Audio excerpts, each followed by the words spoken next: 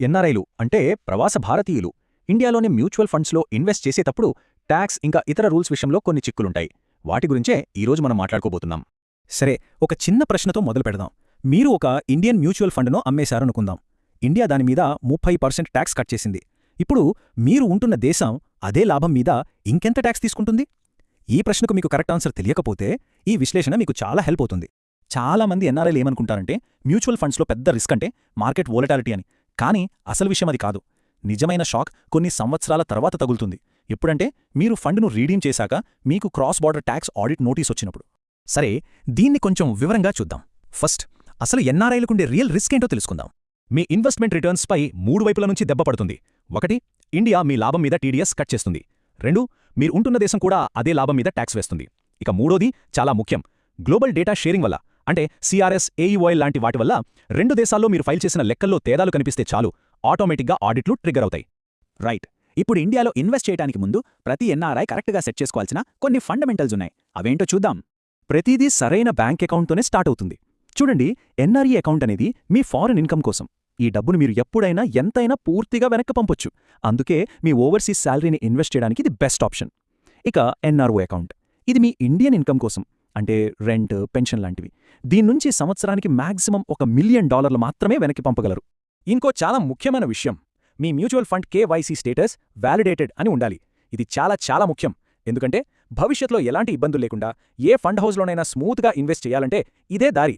మీ pan నంబర్ను KRA అంటే KYC registration agency వెబ్సైట్లో ఎంటర్ చేసి మీ స్టేటస్ ఏంటో చెక్ చేసుకోవచ్చు. చూడండి, అందరూ 20% ట్యాక్స్ పడుతుందని కంగారు పడతారు. కానీ వాళ్లకు తెలియకుండానే ప్రతి నెలా కడుతున్న ఒక కనిపించని పన్ను గురించి అస్సలు పట్టించుకోరు. ఆ కనిపించని పన్నే ఫారెన్ ఎక్స్చేంజ్ లీకేజ్. మీరు విదేశాల నుంచి మీ ఎన్ఆర్ఈ అకౌంట్కి డబ్బు పంపిన ప్రతిసారి బ్యాంకులు ఎక్స్చేంజ్ రేట్లలో కొన్ని హిడెన్ మార్కప్స్ వేస్తాయి. దీనివల్ల దాదాపు 2% డబ్బు అక్కడే పోతుంది. అంటే మీ ఇన్వెస్ట్మెంట్ స్టార్ట్ అవ్వకముందే మీరు 2% లాస్ అవుతున్నారన్నమాట. గుడ్ న్యూస్ ఏంటంటే ఈ నష్టాన్ని మనం కంట్రోల్ చేయొచ్చు. ఓకే, ఇప్పటివరకు బేసిక్స్ చూసాం. ఇప్పుడు అసలైన కాంప్లెక్స్ పార్ట్కొద్దాం. అదే గ్లోబల్ ట్యాక్స్ పజిల్. అంటే ఒకే ఇండియన్ ఫండ్ను వేర్వేరు దేశాలు ఎలా చూస్తాయి, వాటి ట్యాక్స్ రూల్స్ ఎలా ఉంటాయన్నది చూద్దాం. ఒకే ఒక ఇండియన్ ఫండ్, కానీ దాన్ని చూసే పనుల ప్రపంచాలు మాత్రం 4 వేర్వేరుగా ఉంటాయి. అందరికీ ఇదే రూల్ అనుకుంటే మాత్రం చాలా పెద్ద తప్పు చేసినట్టే. ముందుగా అమెరికాలో ఉంటున్న ఎన్ఆర్ఐల గురించి చూద్దాం. చాలా వరకు ఇండియన్ మ్యూచువల్ ఫండ్స్ను అక్కడ పిఎఫ్ఐసి అంటారు, అంటే ప్యాసివ్ ఫారెన్ ఇన్వెస్ట్మెంట్ కంపెనీ. ఈ రూల్ వల్ల చాలా హెవీ ట్యాక్స్ పడుతుంది, అది టాప్ రేట్స్లో. అంతేకాదు, ప్రతి ఏటా ఫారం 8621 ఫైల్ చేయాలి. ఇది చాలా కాంప్లికేటెడ్ రిపోర్టింగ్. ఇక యూకే విషయానికి వస్తే ఇక్కడ ఒక ఇంట్రెస్టింగ్ పాయింట్ ఉంది. మీరు నాన్ రిపోర్టింగ్ ఫండ్స్లో ఇన్వెస్ట్ చేస్తే వాటిపై వచ్చే లాభం మీద క్యాపిటల్ గెయిన్స్ ట్యాక్స్ కాదు, ఏకంగా 45% వరకు ఉండే ఇన్కమ్ ట్యాక్స్ వేస్తారు. చూడండి ఎంత పెద్ద తేడా ఉందో. యుఏఈలో ఉండే వాళ్లకు ఒక పెద్ద అడ్వాంటేజ్ ఉంది. ఇండియా యుఏఈ మధ్య ఉన్న ట్యాక్స్ ట్రీటీ వల్ల క్యాపిటల్ గెయిన్స్ ట్యాక్స్ ఇండియాలో కట్టక్కర్లేదు. కానీ దీనికోసం ఒక ప్రాసెస్ ఉంది. మీరు ఎన్ఆర్ఈ అకౌంట్ ద్వారా ఇన్వెస్ట్ చేయాలి, UAE tax residency certificate maintain చేయాలి, ఆ తర్వాత ఇండియాలో కట్టైన టీడీఎస్ను రీఫండ్ క్లెయిమ్ చేసుకోవడానికి ఇండియన్ ట్యాక్స్ రిటర్న్ ఫైల్ చేయాలి. ఇక ఆస్ట్రేలియా, కెనడా విషయానికొస్తే ఇక్కడ రిపోర్టింగ్ చాలా స్ట్రిక్ట్గా ఉంటుంది. ఆస్ట్రేలియాలో అయితే మీ గ్లోబల్ ఇన్కమ్ మొత్తాన్ని ఆస్ట్రేలియన్ డాలర్స్లోకి మార్చి రిపోర్ట్ చేయాలి. కెనడాలో మీ ఫారెన్ అసెట్స్ $1,00,000 కెనేడియన్ దాటితే చాలు, ప్రతి ఏటా ఫారం T1135 ఫైల్ చేయడం మ్యాండేటరీ. ఓకే, చూడండి, ఈ టేబుల్ ఒక క్విక్ సమరీ లాంటిది. ఒక్కో దేశంలో ఉన్న ఛాలెంజెస్ ఏంటి, ఆపర్చునిటీస్ ఏంటి అనేది ఇక్కడ క్లియర్గా ఉంది. వీలైతే దీన్ని ఒక స్క్రీన్ షాట్ తీసిపెట్టుకోండి, చాలా యూస్ఫుల్గా ఉంటుంది. సరే, ఇప్పటిదాకా మనం ప్రాబ్లమ్స్ గురించి మాట్లాడుకున్నాం. ఇప్పుడు దీనికి ఒక simple step by step solution ఏంటో చూద్దాం. ఇదిగో, ఈ 3 స్టెప్ ఫ్రేమ్వర్క్ ఫాలో అయితే చాలు, కరెక్ట్ ఇన్వెస్ట్మెంట్ డెసిషన్స్ తీసుకోవచ్చు. స్టెప్ 1, ఇండియా సైడ్ అంతా కరెక్ట్గా సెట్ చేసుకోవాలి. స్టెప్ 2, ఫారెన్ సైడ్ అనలైజ్ చేయాలి. స్టెప్ 3, కరెక్ట్ హోల్డింగ్ ఫార్మాట్ ఎంచుకోవాలి.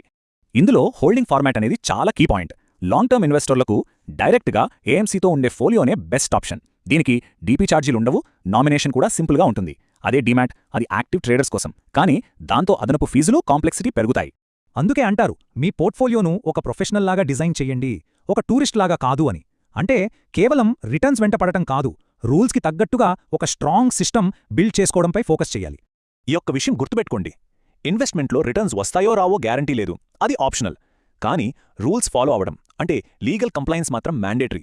ప్రతి ఎన్ఆర్ఐ ఇన్వెస్టర్కి ఇదే ఫస్ట్ ప్రయారిటీ అవ్వాలి. చివరగా మిమ్మల్ని మీరు వేసుకోవాల్సిన ప్రశ్న ఇది: నా పోర్ట్ఫోలియో ఒకవేళ క్రాస్ బార్డర్ ఆడిట్కి వస్తే తట్టుకోగలదా? ఒకవేళ సమాధానం లేదు లేదా తెలియదు అయితే మీ ఇన్వెస్ట్మెంట్ స్ట్రాటజీని మళ్లీ చూసుకోవడానికి ఇదే రైట్ టైం.